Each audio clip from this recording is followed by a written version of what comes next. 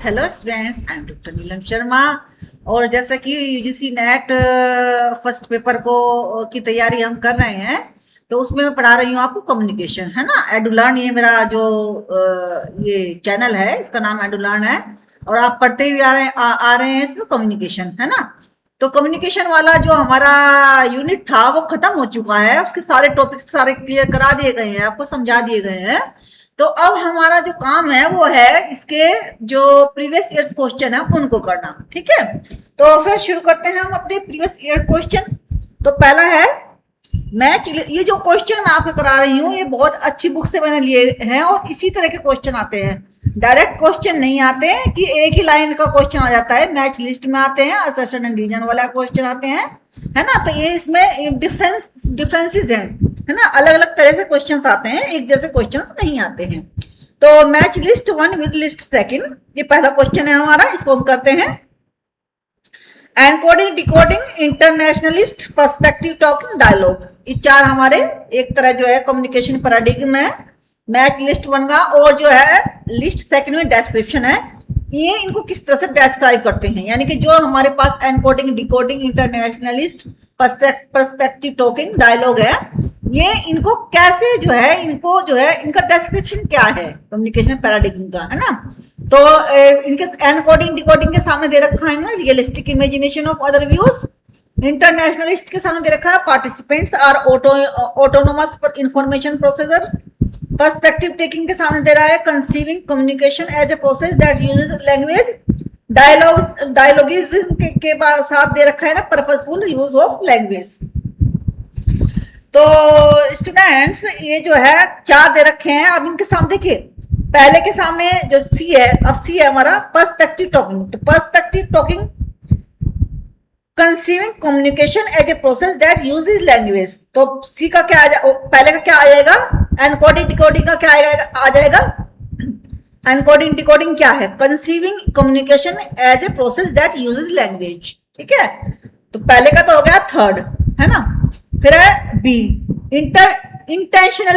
इंटेंशनलिस्ट है ये, इसका आ जाएगा participants are autonomous information process. इसका आ जाएगा इंटेंशनलिस्ट का purposeful use of language. Intention यानी कि हमारी इंटेंशन क्या है, इरादा क्या है, तो पर्पसफुल यूज ऑफ लैंग्वेज आ जाएगा। फिर है सी का first, realistic imagination of others views. Realistic imagination of others view, यानी कि सी का पर्सपेक्टिव टेकिंग का मतलब है realistic imagination of others views. हाँ, पर्सपेक्टिव का मतलब ये होता है कि हमारा आउटलुक क्या है, और व्यूज देखने के बाद आप इससे ही आपको मैच कर दीजिएगा। फिर है डायलॉगिज्म। डायलॉगिज्म में क्या है, डी का second participants are autonomous information processors. Participants are autonomous information processors, second, D का सेकंड है। फिर है सेकंड, दूसरा क्वेश्चन ये है, identify the sequence of cultural barrier in communication as listed by experts. Identify the sequence of cultural barriers in communication as listed by experts.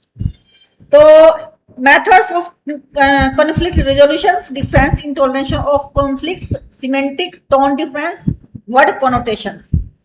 तो B का क्या है, बी का देख लेते हैं। सबसे पहले देखते हैं बी का सी का ई, है ना।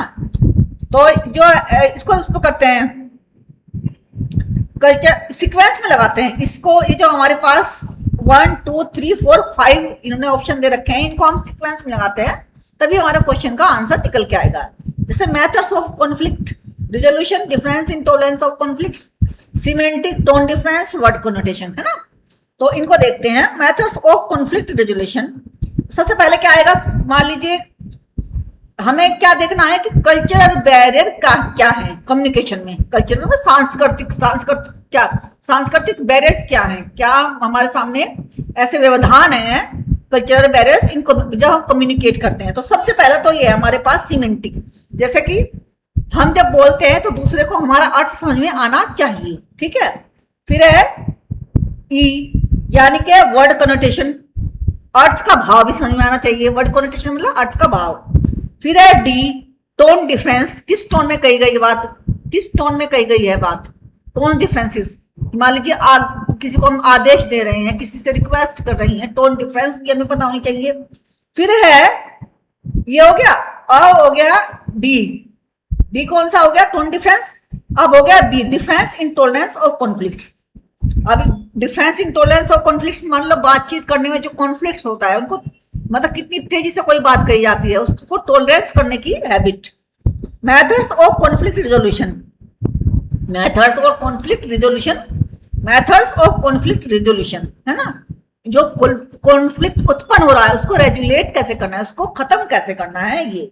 फिर है third, in the classroom, third में है in a classroom context when innumerable meaningful message emanate from a finite number of linguistic signals, it is called, है ना, in a classroom context when innumerable meaningful messages emanate from a finite number of linguistic signals, it is called, क्या कहा जाता है, cognition, information processing, productivity, semanticism. तो इन चारों में से कौन सा है हमारा, है प्रोडक्टिविटी। क्या है इसमें से, productivity. When innumerable meaningful messages emanate from a finite number of linguistic signals, it is called productivity. Cognition नहीं कहा जाएगा इसको, इंफॉर्मेशन प्रोसेसिंग नहीं कहा जाएगा, सीमेंटिसिज्म भी नहीं कहा जाएगा, इसको कहा जाएगा प्रोडक्टिविटी। क्यों कहा जाएगा, क्योंकि जब हम क्लासरूम कॉन्टेक्स्ट में innumerable meaningful message emanate from finite number of linguistic signals, it is called, जब मतलब हम मैसेज निकलता है तो हम उसको कैसे पहचानते हैं, उसकी प्रोडक्टिविटी के आधार पर पहचान, ये इसको ज्ञान, मतलब हम तक कितना पहुंचा है, किसी ने मैसेज दिया है, चाहे वो जितना भी पावरफुल मैसेज हो, चाहे जितना भी नॉलेज से भरपूर हो, लेकिन अगर हम तक वो नहीं आ रहा है ना, अगर वो हम तक नहीं आ रहा है तो उसका कोई वैल्यू नहीं है। तो यानी कि हमें उसकी प्रोडक्टिविटी भी देखनी होगी। फिर नेक्स्ट क्वेश्चन, फोर्थ क्वेश्चन है, given below are two statements, है ना, दो स्टेटमेंट दिए गए हैं। Communication reflect the dimension of power, communication reflect the dimension of power. Second statement है, power and unethical communication are strongly interrelated, power and unethical communication are strongly interrelated. तो इसमें क्या है, power and unethical communication are strongly interrelated. तो statement first is true but statement second is false. इनका कहने का मतलब है पावर और अनएथिकल, पावर और अनएथिकल कम्युनिकेशन, अनएथिकल मतलब जो अनैतिक कम्युनिकेशन हो, ये दोनों जुड़े हुए हैं, ये गलत बात है ना।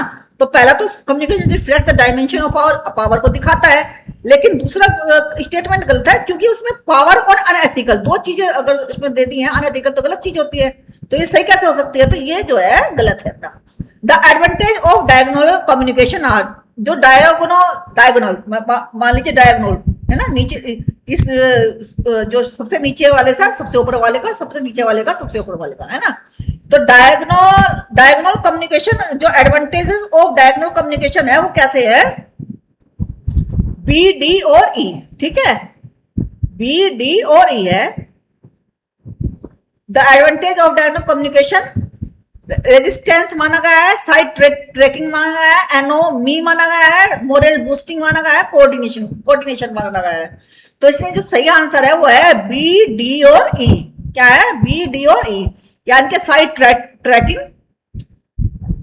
Trekking, D morale boosting, E coordination, ठीक है, ये तीन इसमें माने गए हैं। तो मोरल बूस्टिंग हो गया, कोऑर्डिनेशन हो गया, और जो है कोऑर्डिनेशन हो गया और जो है साइड ट्रैकिंग, ये है इसके फायदे, है ना। कोऑर्डिनेशन ही होगा जब नीचे से लेके नीचे का ऊपर वाले से जो है कम्युनिकेशन होगा, इस ऊपर वाले का नीचे से कम्युनिकेशन होगा, तो ये जो है कौन सा होगा, ये जो है डायगोनल, जो ये एडवांटेजेस हैं इसके, है ना। सिक्स्थ क्वेश्चन है, in communication interpretation of message depend upon, in communication interpretation of the message depend upon the context, transmission speed, associated noise, channel efficiency. किस पर, in communication interpretation of the message depends upon, किस पर depend करता है, context पर, transmission speed पर, associated noise पर, channel efficiency पर, किस पर करता है।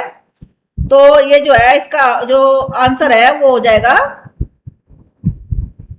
कॉन्टेक्स्ट पर, जब हम कोई कम्युनिकेशन कर रहे हैं, interpretation of the message depend upon the context, किस कॉन्टेक्स्ट संदर्भ में हम कम्युनिकेशन कर रहे हैं, हमारे पृष्ठभूमि क्या है, जिस पृष्ठभूमि के आधार पर हम कम्युनिकेशन कर रहे हैं। Which of the following factors are important in communication? Slang, cynical attitude, framing, priming, immediacy, है ना। Which of the following factors are important in communication? कौन से इंपॉर्टेंट फैक्टर्स हैं कम्युनिकेशन में? Slang, cynical attitude, framing, priming, immediacy, है ना।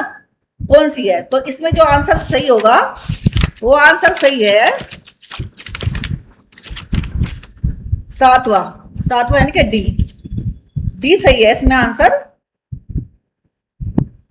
सी, D और ई, framing, priming, immediacy, ये इसमें सही है। जो फैक्टर्स आर इंपॉर्टेंट कम्युनिकेशन के लिए, 3 फैक्टर्स इंपॉर्टेंट है, सी, डी और ई। सी, फ्रेमिंग, प्रीमिंग और इमीडिएसी, प्राइमिंग और इमीडिएसी, ये सारे सही हैं। The sequence of cultural communication institution in communication is, cultural institution in communication कौन सा है? फैमिली है, स्कूल है, मास मीडिया है, या कौन सा है? इन चारों में से कौन सा है? फैमिली, है ना, कल्चरल इंस्टीट्यूशन। चारों में से जो हमारा नहीं है, ये जो है ए बी, ये तो चारों ही है ना, ए बी सी डी चारों ही हैं। Given below are 2 statement, one is labelled as assertion and the other is labeled as reason. Giving order to students in the classroom is a specific form of communication, है ना। The manner of order depends upon the culture background of the student involved. तो culture, इनके culture depend पर कैसे depend हो जाएगा ये? जब दे तो रहे हैं टीचर ही, है ना, जब टीचर दे रहे हैं। Giving order to student in classroom is a specific form of communication. Students को जो कौन देगा ऑर्डर? टीचर देगा order. The manner of orders depend upon the culture background of the students involve, ठीक है। तो जो है ए और आर दोनों ट्रू हैं। 9वां क्वेश्चन भी सही है। 10th क्वेश्चन और देख लेते हैं। Match list 1 with list 2, meaningless, traffic light, words and have different meanings, 2 persons, है ना। तो इसका है, इसका polysemy, dyadic communication, paralinguistic, non verbal. तो इसका है सी का देखते हैं। सी का, ए का 3rd पैरालिंग्विस्टिक, बी का 4th नॉन वर्बल, ठीक है। बी का ट्रैफिक लाइट का, जो ट्रैफिक लाइट है वो तो नॉन वर्बल ही होती है ना कम्युनिकेशन। और मीनिंगलेस साउंड्स एंड वर्ड का हो गया 2nd, है ना। ए का सी है। इसका ए का हो गया 3rd नॉन वर्बल हो गया ना, बी का। ए का हो गया 3rd paralinguistic, meaningless sound and words होते हैं पैरालिंग्विस्टिक, जो लिंग्विस्टिक नहीं होता है। लिंग्विस्टिक का मतलब बोलने चालने वाला, लेकिन लिंग्विस्टिक से नहीं। और सी का हो गया 1st पॉलीसेमी, और डी का हो गया 2nd डायडिक कम्युनिकेशन। तो ये 10 क्वेश्चंस मैंने आपको करा दिए हैं कम्युनिकेशन के, और कल कराऊंगी मैं क्वेश्चन के। अब हमारी जो है ये जो हमारी जो सीरीज चल रही है वो चल रही है, ये जो प्रीवियस ईयर्स क्वेश्चंस है उसकी सीरीज चल रही है। तो students, respect your teachers, respect your parents, अपनी सेहत का ध्यान रखिएगा और यूजीसी नेट की तैयारी अच्छे से कीजिएगा। मैं आपको करा रही हूँ, आप करना, है ना। कंसिस्टेंसी इज द बेस्ट की फॉर सक्सेस। तो हार्ड वर्क का कोई सब्स्टिट्यूट नहीं है, और स्मार्ट वर्क भी आजकल कार्य करता है, ठीक है। Bye bye.